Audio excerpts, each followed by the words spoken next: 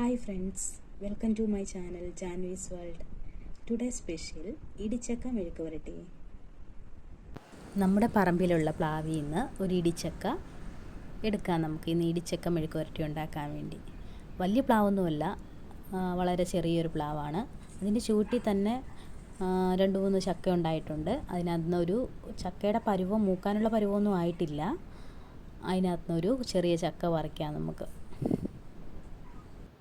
ഈ ചക്ക നമുക്ക് ഇടിച്ചക്ക പറിച്ച് നമുക്ക് രണ്ടായിട്ട് പിളർന്ന് അതിൻ്റെ മുള്ളൊക്കെ കളഞ്ഞ് കറയെല്ലാം കളഞ്ഞ് വൃത്തിയായി കഴുകിയതിന് ശേഷം ഉപ്പും മഞ്ഞൾപ്പൊടിയും ഇട്ട് വേവിക്കാൻ വെക്കാം.